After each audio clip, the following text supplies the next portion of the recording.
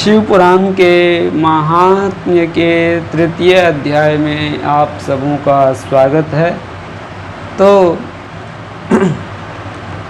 श्री शिव महापुराण के महात्म्य के तृतीय अध्याय में चंचुला नाम की एक स्त्री थी जिन्होंने बहुत पाप किया था और वह अपने किए हुए पाप के भय से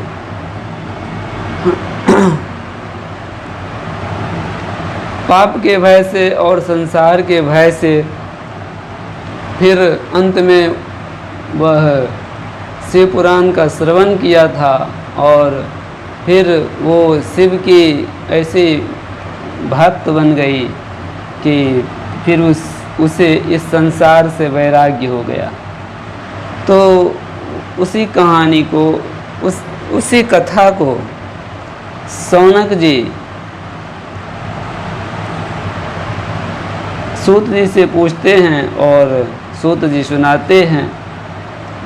शौनक उवाच सूत सूत महाभाग सर्वज्ञोऽसि महामते तत्प्रसादात् कृतार्थोऽहं पुनः पुनः इति समीमं श्रुत्वा मनो मेतीव मोदते अन्यामपि कथां शम्भोर्वद प्रेम विवर्धिनीम् नामृतं पिबतां लोके मुक्तिः क्वापि सभाज्यते शम्भोः कथा सुधापानं प्रत्यक्षं मुक्तिदायकम् धन्या धन्या कथा शम्भोस्त्वं धन्यो धन्य एव च यदा कर्णनमात्रेण शिवलोकं व्रजेन्नरः। शौनक जी कहते हैं, हे महाभाग सूत जी, आप सर्वज्ञ हैं। हे महामते, आपके कृपा प्रसाद से मैं बारंबार कृतार्थ हुआ। इस इतिहास को सुनकर मेरा मन अत्यंत आनंद में निमग्न हो रहा है। अतः भगवान शिव में प्रेम बढ़ाने वाली शिव संबंधिनी दूसरी कथा को भी कहिए। अमृत पीने वालों को लोक में कहीं मुक्ति नहीं प्राप्त होती है, किंतु भगवान शंकर के कथामृत का पान तो प्रत्यक्ष ही मुक्ति देने वाला है। सदा शिव की जिस कथा के सुनने मात्र से मनुष्य शिवलोक को प्राप्त कर लेता है, वह कथा धन्य है, धन्य है। और कथा का श्रवण कराने वाले आप भी धन्य हैं, धन्य हैं। सूत जी बोले, हे शौनक, सुनिए, मैं आपके सामने गोपनीय कथा वस्तु का भी वर्णन करूँगा, क्योंकि आप शिव भक्तों में अग्रगण्य तथा वेद वेत्ताओं में श्रेष्ठ हैं। समुद्र के निकटवर्ती प्रदेश में एक बास्कल नामक ग्राम है, जहाँ वैदिक धर्म से विमुख महापापी द्विज निवास करते हैं। वे सब के सब बड़े दुष्ट हैं। उनका मन दूषित विषय भोगों में ही लगा रहता है। वे न देवताओं पर विश्वास करते हैं, न भाग्य पर। वे सभी कुटिल वृत्ति वाले हैं। किसानी करते और भांति भांति के घातक अस्त्र शस्त्र रखते हैं। वे पर स्त्री गमन करने वाले और खल हैं। ज्ञान वैराग्य तथा सद्धर्म को वे बिल्कुल नहीं जानते हैं। वे सभी पशु बुद्धि वाले हैं और सदा दूषित बातों को सुनने में संलग्न रहते हैं। जहाँ के द्विज ऐसे हों, अर्थात ब्राह्मण ऐसे हों, वहाँ के अन्य वर्णों के विषय में क्या कहा जाए। अन्य वर्णों के लोग भी उन्हीं की भांति कुत्सित विचार रखने वाले हैं, स्वधर्म विमुख एवं खल हैं। वे सदा कुकर्म में लगे रहते हैं और नित्य विषय भोगों में ही डूबे रहते हैं। ऐसा सूत जी शौनक जी को सुना रहे हैं। वहाँ की सब स्त्रियाँ भी कुटिल स्वभाव की, स्वेच्छाचारिणी, पापासक्त, कुत्सित विचार वाली और व्यभिचारिणी हैं। वे सद्व्यवहार तथा सदाचार से सर्वथा शून्य हैं। कुजनों के निवास स्थान उस बास्कल नामक ग्राम में किसी समय एक बेंदुग नाम का ब्राह्मण रहता था। वह बड़ा अधम था। वह दुरात्मा और महापापी था। यद्यपि उसकी स्त्री बड़ी सुंदर थी तो भी वह कुमार्ग पर ही चलता था। काम वासना से कलुषित चित्त वह वेश्यागामी था। उसकी पत्नी का नाम चंचुला था। वह सदा उत्तम धर्म के पालन में लगी रहती थी तो भी उसे छोड़कर वह दुष्ट ब्राह्मण कामासक्त होकर वेश्यागामी हो गया था। इस तरह कुकर्म में लगे हुए उस बिंदु के बहुत वर्ष व्यतीत हो गए। उसकी स्त्री चंचुला काम से पीड़ित होने पर भी स्वधर्मनाश के भय से क्लेश सहकर भी दीर्घ काल तक धर्म से भ्रष्ट नहीं हुई, परंतु दुराचारी पति के आचरण से प्रभावित होने के कारण काम पीड़ित हो आगे चलकर वह स्त्री भी दुराचारिणी हो गई। मतलब सहने का भी एक हद होता है। जब कोई चीज़ जब असह्य हो जाए तो फिर परिणाम बुरा होता है। भ्रष्ट चरित्र वाली वह कुमार्गामिनी अपने पति की दृष्टि बचाकर रात्रि में चोरी छिपे अन्य पापी जार पुरुष के साथ रमन करने लगी। जब वह अपने पति को देखती थी कि मेरा पति मेरे रहते, मुझ जैसी पत्नी के रहते वह दुराचारी है, हमारे कहने पर भी नहीं मानता है, तो मैं ही क्यों उनके लिए दुख सहूं, अपने सुखों का त्याग करूं। तो धीरे धीरे वह भी चरित्र भ्रष्ट हो गई। भ्रष्ट चरित्र वाली वह कुमार्गामिनी अपने पति की दृष्टि बचाकर वह भी रात्रि में चोरी छिपे अन्य पापी जार पुरुष के साथ रमन करने लगी। हे मुने, एक बार उस ब्राह्मण ने अपनी उस दुराचारिणी पत्नी चंचुला को कामासक्त हो पर पुरुष के साथ रात्रि में संसर्गगत देख लिया। उस दुष्ट तथा दुराचार में आसक्त मन वाली पत्नी को रात में पर पुरुष के साथ व्यभिचार रत देखकर वह क्रोधपूर्वक वेग से दौड़ा। उस दुष्ट बिंदु को घर में आया जानकर वह कपटी व्यभिचारी जो कि उसकी पत्नी बिंदु की पत्नी चंचुला के साथ जो व्यभिचार में रत था, उसको देखकर वह बिंदु घर में आया और उसको घर में आते देख वह कपटी वह व्यभिचारी तेजी से वहाँ से भाग गया। तब वह दुष्टात्मा बिंदुक अपनी पत्नी को पकड़कर उसे डांटता हुआ, मुक्कों से बार बार पीटता हुआ उसे गालियां देने लगा, मारने लगा। वह व्यभिचारिणी दुष्टा नारी चंचुला पीटी जाने पर भी, अपने पति द्वारा मारे पीटे जाने पर भी कुपित होकर निर्भयतापूर्वक अपने दुष्ट पति बिंदुक से कहने लगी। चंचुला बोली, चंचुलोवाच भवान् प्रतिदिनं कामं रमते वेश्यया कुधिः मां विहाय स्वपत्नीं च युवतीं पतिसेविनीं। चंचुला बोली, मुझ पति परायणा युवती पत्नी को छोड़कर आप कुबुद्धिवश प्रतिदिन वेश्या के साथ इच्छानुसार रमन करते हैं। आप ही बताएं कि इस रूपवती तथा कामासक्त चित्त वाली मुझ युवती की पति संसर्ग के बिना क्या गति होती होगी। मैं अत्यंत सुंदर हूँ तथा नवयौवन से उन्मत्त हूँ।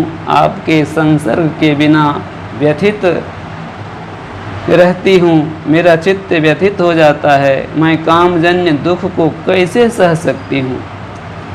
सूत जी बोले, सूतवाच इत्युक्तः स तया मूर्खो मूढ़धिर्ब्राह्मणो धमः प्रोवाच बिंदुगः पापी स्वधर्म विमुखः खलः। सूत जी बोले, उस स्त्री के इस प्रकार कहने पर वह मूढ़ बुद्धि मूर्ख ब्राह्मणाधम, यानी कि वो जो अधम ब्राह्मण था, स्वधर्म विमुख दुष्ट पापी भी था, वह बिंदु कहने लगा बिन्दुवाच सत्यमेतत्त्वयोक्तं हि कामव्याकुलचेतसा हितं वक्ष्यामि तस्मात्ते शृणु कान्ते भयं त्यज जारेर्विहर नित्यं त्वं चेतसा निर्भयेन वै धनमाकर्षतेभ्यो हि दत्त्वा तेभ्यः परां रतिं तद्धनं देहि सर्वं मे वेश्या संसक्तचेतसः मत्स्वार्थं भवेन्नूनं तवापि च ममापि च। बिंदुक बोला, काम से व्याकुल चित्त होकर तुमने यह सत्य ही कहा है। हे प्रिय, तुम भय त्याग दो और मैं जो तुमसे हित की बात कहता हूँ उसे सुनो। तुम निर्भय होकर नित्य पर पुरुषों के साथ संसर्ग करो। उसने भी उसे खुली छूट दे दी। उसने कहा कि तुम भी निर्भय होकर नित्य पर पुरुषों के साथ संसर्ग करो, उन्हें संतुष्ट करके उनसे धन कमा के लाओ, धन खींच कर लाओ। वह सारा धन वेश्या के प्रति आसक्त मन वाले मुझको दे दिया करो। तुम अपना दूसरों के साथ संपर्क में रहो, वहाँ से धन कमा के लाओ और वह धन मुझे दो और उस धन को मैं फिर वेश्या के पास जाऊंगा, वहाँ अपना जो ऐश मौज करूंगा उसके प्रति मैं खर्च करूंगा। तो इससे दोनों आदमी का काम चलता रहेगा। इससे तुम्हारा और मेरा दोनों का ही स्वार्थ सिद्ध हो जाएगा। सूत जी कहते हैं, इति भर्तृवचः श्रुत्वा चंचुला तद्वधूश्चसा तथेति भर्तृवचनं प्रतिजग्राह हृष्टधीः कृत्वेवं समयं तौ वै दम्पती दुष्टमानसो कुकर्मनिरतो जातो निर्भयेन कुचेतसा एवं तयोस्तु दम्पत्योर्दुराचारप्रवृत्तयोः महान् कालो व्यतीयाय निष्फलो मूढचेतसोः अथ विप्रः सौकुमतिर्बिन्दुगो वृषलीपतिः कालेन निधनं प्राप्तो जगाम नरकं खलः भुक्त्वा नरकदुःखानि बह्वहानि स मूढधीः विन्ध्ये भवत्पिशाचो हि गिरो पापी भयङ्करः मृते भर्तरि तस्मिन् वे दुराचारेऽथ बिन्दुगे उवास स्वगृहे पुत्रैर्कालं विमूढधीः। सूत जी बोले, पति का यह वचन सुनकर उसकी पत्नी चंचुला ने प्रसन्न होकर उसकी कही बात मान ली। उन दोनों दुराचारी पति पत्नी ने इस प्रकार समझौता कर लिया तथा वे दोनों निर्भय चित्त से कुकर्म में लीन हो गए। इस तरह दुराचार में डूबे हुए उन मूढ़ चित्त वाले पति पत्नी का बहुत सा समय व्यर्थ बीत गया। तदनंतर शूद्र जातीय वेश्या का पति बना हुआ वह दूषित बुद्धि वाला दुष्ट ब्राह्मण बिन्दुग समयानुसार मृत्यु को प्राप्त होकर नरक में गया। बहुत दिनों तक नरक के दुख भोग कर वह मूढ़ बुद्धि पापी विंध्य पर्वत पर भयंकर पिशाच बना। इधर उस दुराचारी पति बिन्दुग के मर जाने पर वह मूढ़ हृदया चंचुला बहुत समय तक पुत्रों के साथ अपने घर में ही रही। इस प्रकार प्रेम पूर्वक कामासक्त होकर जारों के साथ विहार करती हुई उस चंचुला नामक स्त्री का कुछ यौवन समय के साथ ढलने लगा। एक दिन दैव योग से किसी पुण्य पर्व के आने पर वह स्त्री भाई बंधुओं के साथ गोकर्ण क्षेत्र में गई, तीर्थ में गई नहाने के लिए। तीर्थयात्रियों के संग से उसने भी उस समय जाकर किसी तीर्थ के जल में स्नान किया। फिर वह साधारणतया मेला देखने की दृष्टि से बंधुजनों के साथ यत्र तत्र घूमने लगी। घूमते घामते किसी देव मंदिर में उसने एक दैवज्ञ ब्राह्मण के मुख से भगवान शिव की परम पवित्र एवं मंगलकारिणी उत्तम पौराणिक कथा सुनी। देवालयेथ कस्मिंश्चिद्दैवज्ञ मुखतः शुभाम शुश्राव सत्कथां शंभोः पुण्यां पौराणिकीं चौसा।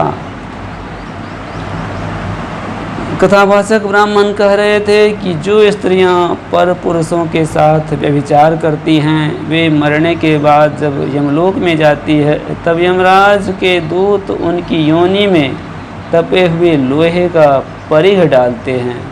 पौराणिक ब्राह्मण के उस पुराण सुनाने वाले ब्राह्मण के मुख से यह वैराग्य बढ़ाने वाली कथा सुनकर चंचुला भय से व्याकुल हो वहाँ कांपने लगी। उसने मन ही मन सोचा कि मैंने जो इतने भयंकर पाप किए हैं, मुझे भी तो इस पाप का दंड मिलेगा। तो वह भय से व्याकुल हो उठी। जब कथा समाप्त हुई और लोग वहाँ से बाहर चले गए, तब वह भयभीत नारी चंचुला एकांत में शिव पुराण की कथा सुनाने वाले उन ब्राह्मण से कहने लगी।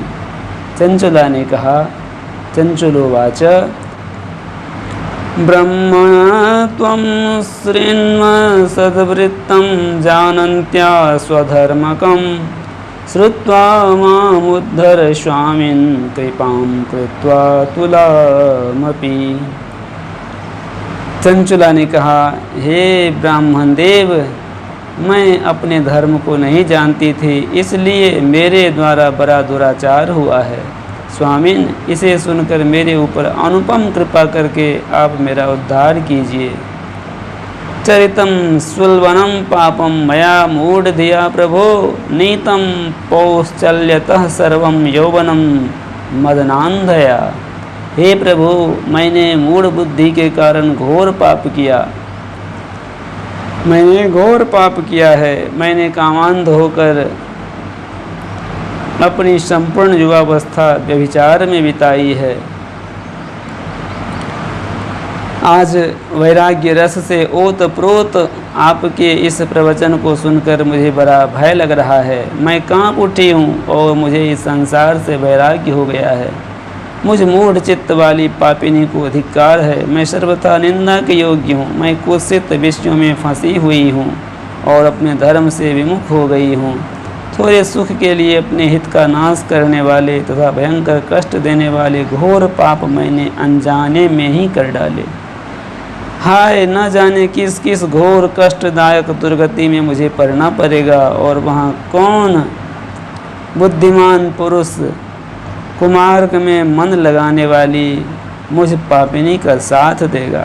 मृत्यु काल में उन भयंकर यमदूतों को मैं कैसे देखूंगी, जब वे बलपूर्वक मेरे गले में फंदे डालकर मुझे बांधेंगे, तब मैं कैसे धीरज धारण कर सकूंगी। नरक में जब मेरे शरीर के टुकड़े टुकड़े किए जाएंगे, उस समय विशेष दुख देने वाली उस महायातना को मैं वहाँ कैसे सहूँगी।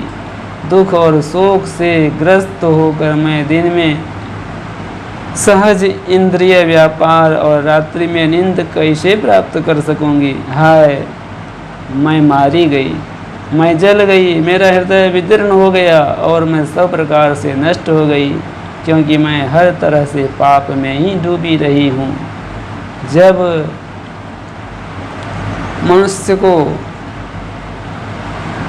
पाप करने से पहले यह बुद्धि आ जाए तो वह फिर पाप करे ही नहीं, और जब आदमी गलत कर्म करता रहता है और अंत में जब उसे इस बात का बोध होता है कि इस पाप का मुझे दंड भी मिलेगा, तब वह फिर पछताने लगता है और सोचता है कि मुझे दंड ना मिले, इसके लिए अब मुझे क्या उपाय करना चाहिए। वही हालत वहाँ चंचुला की थी। वो कहने लगी, हा विधे मां महापापे दत्वा दुस्सेष मुखिं हठात अपैति यत स्वधर्माद्वे सर्वसौख्य करादहो। हाय विधाता, मुझ पापिनी को आपने हठात ऐसी दुर्बुद्धि क्यों दे दी, जो सभी प्रकार का सुख देने वाले स्वधर्म से दूर कर देती है। शूल प्रोतस्य शैलाग्रात पततस्तुंगतो द्विज यद्दुखम देहिनो घोरम तस्मात् कोटि गुणम मम। हे द्विज, शूल से बिंधा हुआ व्यक्ति ऊंचे पर्वत शिखर से गिरने पर जैसा घोर कष्ट पाता है, उससे भी करोड़ गुना कष्ट मुझे है। अश्वमेध शतम कृत्वा गंगाम स्नात्वा शतम समाह न शुद्धिर्जायते प्रायो मत्पापस्य गरीयसः।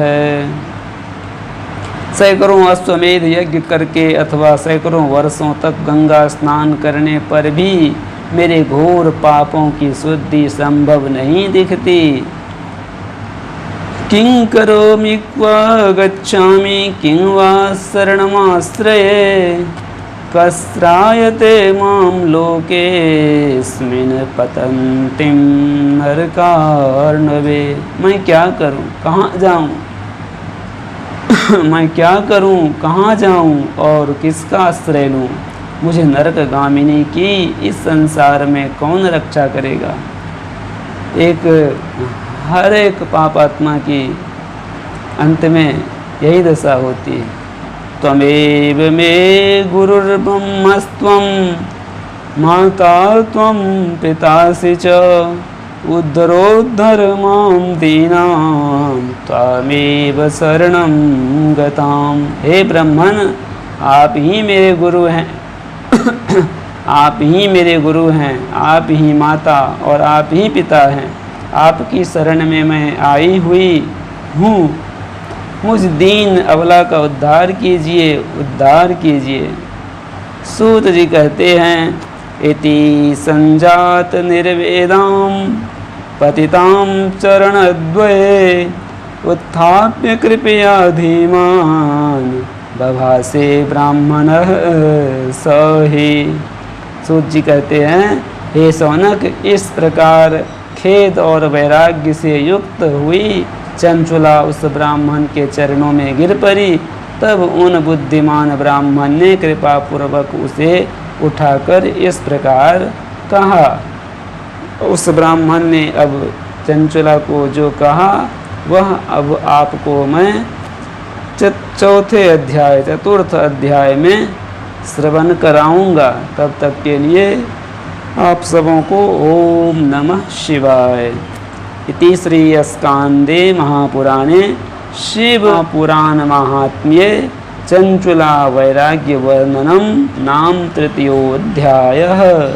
इस प्रकार श्री स्कंद महापुराण के अंतर्गत शिव पुराण महात्म्य में चंचुला वैराग्य वर्णन नामक तीसरा अध्याय पूरा हुआ, पूर्ण हुआ। जय जय श्री सीताराम।